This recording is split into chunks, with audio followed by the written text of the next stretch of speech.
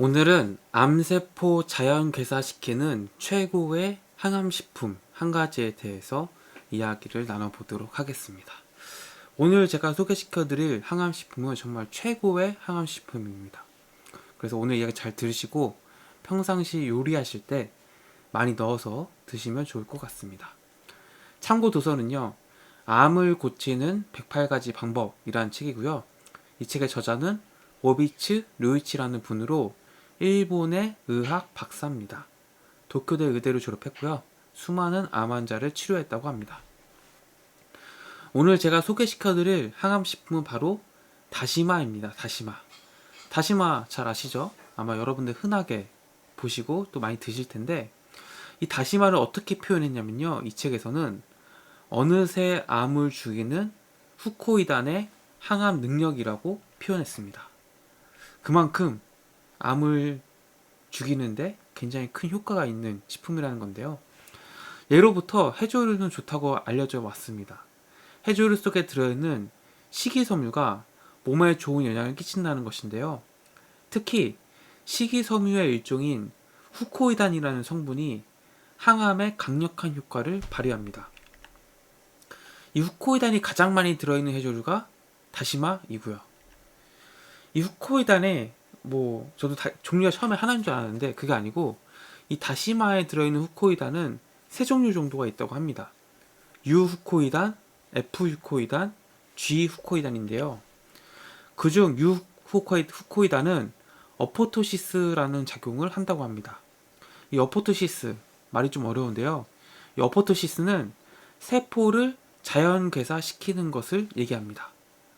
그러니까 이 다시마에 들어있는 유후코이단이라는 이 성분이 암세포를 자연괴사시킬 수 있는 힘을 가지고 있다는 거죠. 어떤 성분의 효과나 자연치유력에 의해 어느새 나쁜 세포가 뿌리채 뽑히는 현상, 이게 이제 유후코이단이 가지고 있는 힘입니다.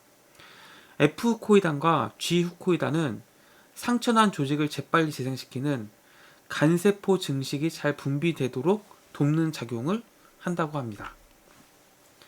그래서 이 다시마에 들어있는 후코이단은 암 환자에게 좋은 성분이고요. G 실험에서도 어느 정도 안정된 통계를 얻고 있는 그런 강력한 항암 식품입니다. 다시마는 자주 먹는 음식이기 때문에 후코이단 결핍 상태까지는 아니지만, 내가 정말 이 후코이단 섭취를 통해서 암세포를 자연괴사시키겠다, 이런 생각을 가지고 있다면은 상당히 많은 양을 먹어야 된다라고 이 책의 저자는 이야기하고 있습니다.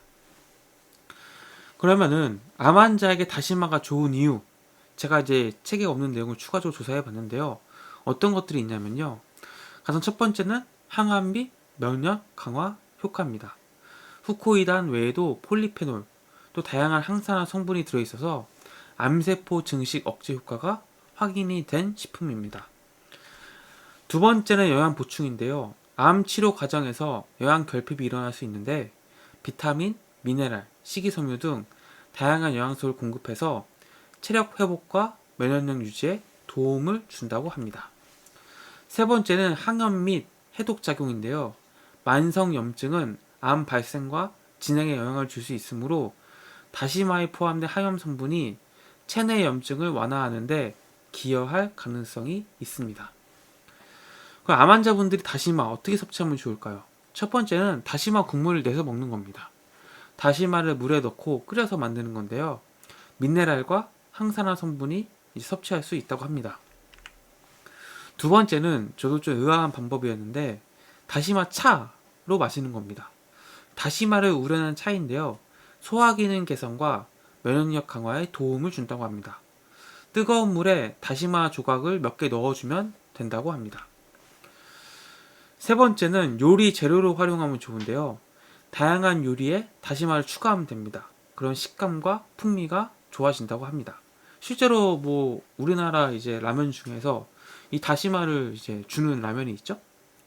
실제로 다시마가 있고 없고가 그 조그만 조각 들어가는데도 굉장히 크게 느껴집니다. 국물 맛이 많이 달라지죠. 그만큼 다시마를 요리에 활용하시면은 훨씬 더 풍부한 맛과 또 식감까지 얻으실 수 있습니다. 섭취할 때 주의사항도 있는데요. 이 다시마는 기본적으로 요오드라는 성분이 풍부합니다. 그래서 갑상선 질환이나 기타 건강 문제를 가진 경우에 섭취량을 조절할 필요가 있습니다. 특히 암 환자 같은 분들은 이제 전문의와 꼭 상담을 하시고 다시마를 드실 것을 권해드립니다. 그럼 우리가 다시마를 이제 먹으려고 할 때 어떤 게 좋은 다시마인지 알고서 이제 좋은 다시마를 싸게 사야 되지 않겠습니까? 좋은 다시마 고르는 법에 대해서 말씀드리면 일단 색상과 외관을 통해서 알 수 있는데요. 일단은 선명한 녹색, 짙은 갈색이 좋은 다시마입니다. 그리고 표면이 매끈한 것이 좋아요. 색이 탁하거나 얼룩진 다시마는 별로 좋지 않습니다. 두께와 질감 역시 중요한데요. 두껍고 탄력이 있는 다시마가 영양소 보존력이 높은 경우가 많다고 합니다. 너무 얇거나 부서지기 쉬운 제품은 건조 과정이나 보관 상태가 좋지 않을 가능성이 높습니다. 그래서 이런 다시마는 피하시는 게 좋고요. 또 원산지는 우리나라에서는 제주도하고 강원도에서 나는 다시마가 상대적으로 품질이 우수하다고 평가받는다고 합니다. 뭐 이건 저도 그냥 인터넷에 검색해 본 거라 뭐 이렇다고 하니까요. 뭐 그렇다고 뭐 다른 지역에 뭐 다시마가 나쁘다 이런 얘기는 아닙니다. 뭐 제주도나 강원도가 이 다시마가 이제 그 자라기에 굉장히 그 깨끗하고 좋은 환경인 것 같아요. 그래서 여기서 난 다시마가 보통 대체적으로 품질이 좋더라라고 이제 알려져 있습니다. 그리고 이제 포장 및 보관 상태가 중요한데요. 건조하고 밀봉된 포장이 되어 있는 것을 선택하셔야 돼요. 자칫하면 이제 곰팡이가 또 필 수 있거든요. 그래서 유통기한과 보관 상태를 꼭 확인하신 후에 다시마를 고르시는 게 좋습니다. 그럼 결론. 다시마는 여러 가지 측면에서 암 환자에게 굉장히 긍정적인 식품입니다. 아까도 말씀드렸지만 뭐 다양한 요리에도 이제 다시마를 넣을 수 있고 다시마 국물을 낸다든지 그리고 다시마 차를 통해서 다시마의 좋은 성분들을 섭취할 수 있는데요. 이 다양한 요리 방법을 통해서 일상 식단에서 다시마를 섭취할 수 있는 방법들을 고민해 보시면 좋을 것 같습니다.